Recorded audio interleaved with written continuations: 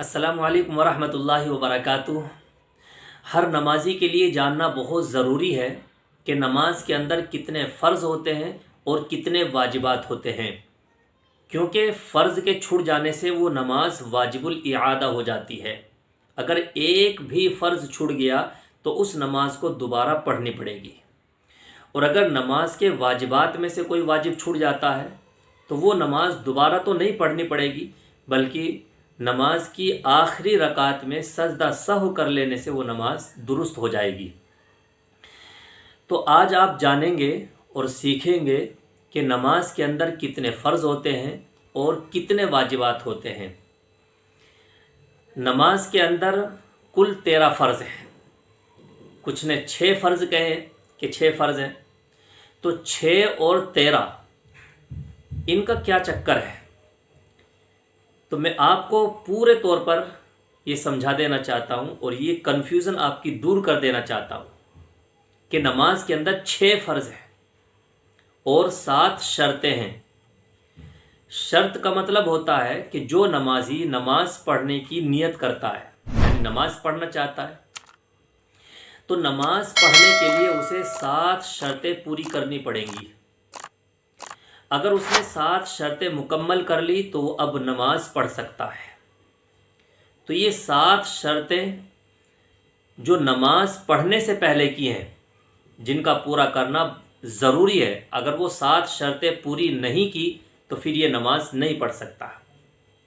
तो वो 7 शर्तें, जिनमें से पहली शर्त ये है कि बदन का पाक होना।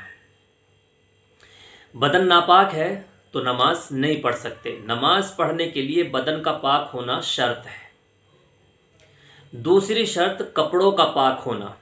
अगर कपड़े नापाक है तो तब भी नमाज नहीं पढ़ सकते, आपकी नमाज नहीं होगी। नमाज पढ़ने के लिए बदन का भी पाक होना शर्त है और कपड़ों का पाक होना भी शर्त है। तीसरी शर्त, जिस जगह पर नमाज पढ़ रहे हैं वो जगह पाक होनी चाहिए। तो बदन का पाक होना, कपड़ों का पाक होना और जगह का पाक होना, ये 3 शर्तें हो गई। चौथी शर्त है सतर का छुपाना। सतर कहते हैं बदन को। मर्दों का सतर नाफ से लेकर घुटनों तक है। अगर नाफ से लेकर घुटने तक का दरमियान का कोई भी हिस्सा उसका खुल गया नमाज पढ़ते वक्त, तो उसकी नमाज वाजिबुल इआदा हो जाएगी, उसकी नमाज टूट जाएगी। तो मर्दों के लिए नाफ से लेकर घुटने तक सतर का छुपाना ये फ़र्ज़ है। और औरतों का सतर चेहरा, हाथ और पैर, यानी पैरों के पंजे, ये 3 चीज़ें, इनके अलावा पूरी बॉडी, पूरा शरीर सतर में दाखिल है। उसके हाथ खुले हों, चेहरा खुला हुआ हो और पैर उसके खुले हुए हों, तो ये 3 चीज़ें हैं। इन 3 के अलावा औरत की पूरी बॉडी और पूरा बदन उसका सतर में दाखिल है। अगर कहीं से भी उसका एक सतर खुल गया तो फिर उसकी नमाज नहीं होगी। आजकल आपने देखा होगा कि नए नए लड़के पैंट और शर्ट पहनते हैं और रुकू में जाते वक्त या सजदे में जाते वक्त उनकी कमर खुल जाती है, उनकी शर्ट ऊपर हो जाती है, जिसकी वजह से उनका बदन खुल जाता है, उनकी कमर खुल जाती है। अगर उनकी कमर, जो भी नमाज पढ़ रहा है, अगर उसकी कमर इतनी देर खुल गई जितनी देर में सुबहान रब्बियल अज़ीम 3 मरतबा कहा जाता है, तो फिर उसकी नमाज टूट जाएगी, उनकी नमाज फासिद हो जाएगी। क्योंकि सतर का छुपाना ये शर्त है नमाज पढ़ने के लिए। अगर सतर खुल जाएगा तो उसकी नमाज टूट जाएगी। 5वीं शर्त है नमाज का वक्त होना। जब नमाज का वक्त होगा तभी नमाज पढ़ेंगे। नमाज का वक्त नहीं हुआ तो नमाज के वक्त से पहले आप नमाज नहीं पढ़ सकते। 6ठी शर्त है क़िबले की तरफ रुख करना। किसी दूसरी तरफ मुंह करके नमाज पढ़ें तो नमाज नहीं होगी, क़िबले की तरफ ही मुंह करना पड़ेगा। 7वीं शर्त नियत करना कि किस वक्त की नमाज पढ़ रहे हैं, फजर की नमाज पढ़ रहे हैं या ज़ोहर की नमाज पढ़ रहे हैं या जिस वक्त की भी नमाज पढ़ रहे हैं उसकी नियत करना। तो ये 7 शर्तें हो गई جو نماز پڑھنے سے پہلے کی ہیں۔ اگر نماز پڑھنی ہے تو ان 7 شرطوں کو پوری کرنی پڑے گی، تبھی نماز پڑھ سکتے ہیں۔ اب ان 7 شرطوں کو پوری کرنے کے بعد اب نماز کے لیے ریڈی ہو گئے، نماز پڑھنے کے لیے تیار ہیں۔ اب نماز پڑھنے کے لیے جب تیار ہو گئے تو نماز کے اندر اب 6 فرض ہیں۔ اگر نماز کے اندر ایک بھی فرض مس ہو گیا تو نماز ٹوٹ جائے گی، نماز باطل ہو جائے گی۔ تو 6 نماز کے اندر کے فرض ہیں اور 7 نماز سے پہلے کی شرطیں ہیں۔ تو 7 شرطیں اور 6 فرض، ان دونوں کو ملا کر کے 13 فرض ہو گئے۔ تو اس طریقے سے 13 فرض کہہ دیا جاتا ہے، اور بعض نے 6 فرض کہا ہے۔ تو جنہوں نے 6 فرض کہا ہے انہوں نے شرط کو الگ بولا ہے کہ 7 شرطیں ہیں اور 6 فرض ہیں، اور جنہوں نے 13 لفظ بولا ہے کہ 13 فرض ہیں تو انہوں نے دونوں کو ملا دیا اور دونوں کو ملا کر کے 13 فرض کہہ دیا ہے۔ اب 6 اندر کے جو فرض ہیں ان میں سے سب سے پہلا فرض ہے تکبیر تحریمہ کہنا، یعنی نماز اسٹارٹ کرتے وقت سب سے پہلے جب ہم اللہ اکبر کہہ کے ہاتھ باندھتے ہیں تو یہ پہلی تکبیر، اس کو تکبیر تحریمہ کہتے ہیں۔ تو یہ تکبیر تحریمہ کہنا یعنی اللہ اکبر کہہ کے نماز شروع کرنا، یہ فرض ہے۔ تکبیر تحریمہ کہنا یہ فرض ہے۔ اگر کسی نے تکبیر تحریمہ نہیں کی اور اس نے ہاتھ باندھ لیے تو اس کی نماز نہیں ہوگی۔ تو تکبیر تحریمہ کہنا بھی فرض ہے، یہ پہلا فرض ہے۔ تکبیر تحریمہ کو تکبیر تحریمہ کیوں کہتے ہیں؟ اس لیے کہتے ہیں کیونکہ اس نمازی کے لیے وہ چیزیں جو نماز پڑھنے سے پہلے جائز تھی، اب نماز میں جب وہ شامل ہو گیا اور نماز پڑھنے لگا تو اب وہ ساری حلال چیزیں بھی اس کے لیے حرام ہو گئی، یعنی اس کا کھانا، اس کا پینا اور اس کا کسی سے بات کرنا، یہ ساری چیز نماز پڑھنے سے پہلے جائز تھی، درست تھی۔ اب نماز میں جب داخل ہو گیا، نماز پڑھنی اسٹارٹ کر دی تو اب وہ ساری چیزیں جو حلال تھی وہ بھی اس کے لیے حرام ہو گئی، اس لیے اس کو تکبیر تحریمہ کہتے ہیں۔ دوسرا فرض ہے قیام کرنا، یعنی کھڑے ہو کر کے نماز پڑھنا۔ اگر باوجود قدرت کے کہ وہ کھڑا ہو کر کے نماز پڑھ سکتا ہے پھر بھی وہ بیٹھ کے نماز پڑھ رہا ہے تو اس کی نماز نہیں ہوگی، کیونکہ کھڑے ہو کر کے نماز پڑھنا فرض ہے۔ بغیر کسی عذر کے بیٹھ کر کے فرض رکعتوں کو پڑھنا یہ نماز کو باطل کر دینا ہے، کیونکہ ہر فرض نماز کے اندر جتنی بھی 5 وقت کی نماز میں فرض رکعتیں ہیں ان میں ہر رکعت کے اندر کھڑے ہو کر کے نماز پڑھنا یہ فرض ہے۔ 5 وقت کی نماز میں جتنے بھی فرض پڑھے جاتے ہیں، مثلا فجر کی رکعت میں 2 رکعت فرض، ظہر کی نماز میں 4 رکعت فرض، عصر میں 4 رکعت فرض، مغرب میں 3 رکعت فرض اور عشاء میں 4 رکعت فرض پڑھی جاتی ہیں۔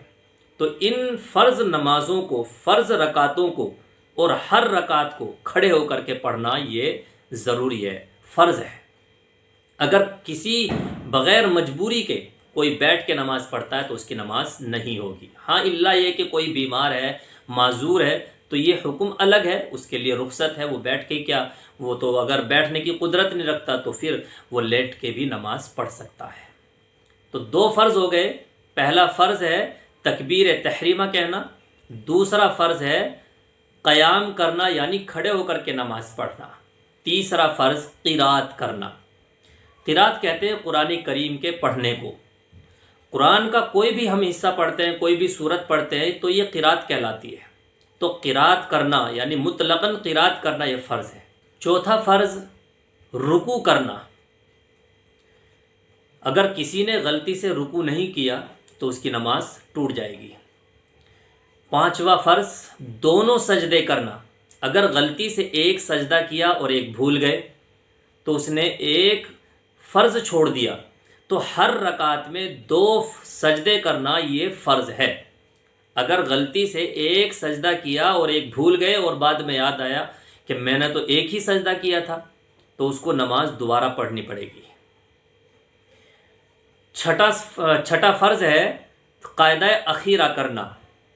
قاعدہ اخیرہ کہتے ہیں کہ 3 اور 4 رکعت والی نماز ہوتی ہے، تو جب 2 رکعت کے بعد بیٹھتے ہیں تشہد پڑھنے کے لیے، التحیات پڑھنے کے لیے، تو وہ قاعدہ اولا ہوتا ہے، یعنی پہلا قاعدہ، پہلی مرتبہ بیٹھنا۔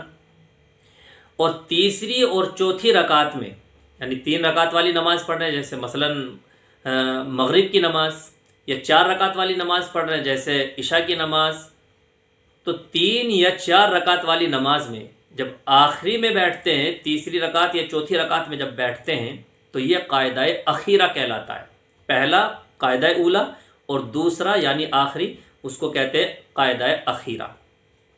تو قاعدہ اخیرہ کرنا یعنی قاعدے میں بیٹھنا، اور اتنی دیر بیٹھنا جتنی دیر میں تشہد پڑھی جاتی ہے، التحیات پڑھی جاتی ہے، تو یہ قاعدہ اخیرہ کرنا یہ بھی فرض ہے۔ تو اس طریقے سے 6 اور 7 شرطیں یہ آپس میں دونوں کو ملا کر کے اس طریقے سے 13 فرض ہو جاتے ہیں۔ تو یہ یاد رکھیں، اگر فرض کوئی بھی مس ہو جائے تو اس کی نماز باطل ہو جاتی ہے، اس کو دوبارہ نماز پڑھنی پڑے گی۔ اور شرط کا مطلب ہوتا ہے کہ جب تک یہ 7 شرطیں آپ کمپلیٹ نہیں کر لیتے تو تب تک آپ نماز نہیں پڑھ سکتے۔ اس کے علاوہ نماز کے اندر 14 واجبات ہوتے ہیں کہ ان میں سے کوئی ایک بھی چھوٹ جائے، غلطی سے، بھول سے ہم سے واجب چھوٹ گیا، تو اب اس کی نماز تو باطل نہیں ہوگی، نماز دوبارہ تو نہیں پڑھنی پڑے گی، بلکہ اس کو سجدہ سہو کر لینے سے اس کی نماز وہ درست ہو جائے گی۔ تو نماز کے اندر 14 واجبات ہیں، وہ کون کون سے ہیں انشاءاللہ وہ 14 کے 14 واجبات آپ کو نیکسٹ ویڈیو میں بتائیں گے، اور اس ویڈیو کے ڈسکرپشن باکس میں بھی اس کا میں لنک آپ کو دے دوں گا، تو آپ وہاں سے بھی یہ 14 واجبات یاد کر سکتے ہیں۔ تو اس طریقے سے ہمیں نماز کے فرائض، نماز کی شرطیں اور نماز کے واجبات یاد کرنے چاہیے، اور ان کا علم ہمیں ہونا چاہیے۔ کہیں ایسا نہ ہو کہ فرض چھوٹ گیا تب بھی ہم نے سجدہ سہو کر لیا، مثلاً 2 رکعت، 1 رکعت میں 2 سجدے کرنے چاہیے، اب ایک سجدہ کیا غلطی سے، ایک چھوٹ گیا، اب ہم نے اس کے بدلے سجدہ سہو کر لیا، تو ہماری نماز یہ نہیں قبول ہوگی، ہمیں دوبارہ ہی پڑھنی پڑے گی۔ اب علم ہوگا تبھی ہم دوبارہ پڑھیں گے، اور اگر علم نہیں ہوگا، معلومات نہیں ہوگی، تو پھر ہم سجدہ سہو بھی کر سکتے ہیں، جس کی وجہ سے ہماری نماز وہ قبول نہیں ہوگی۔ تو امید کرتا ہوں کہ آپ کو یہ کلپ بہت پسند آئی ہوگی اور اس سے آپ کو کافی مدد ملی ہوگی۔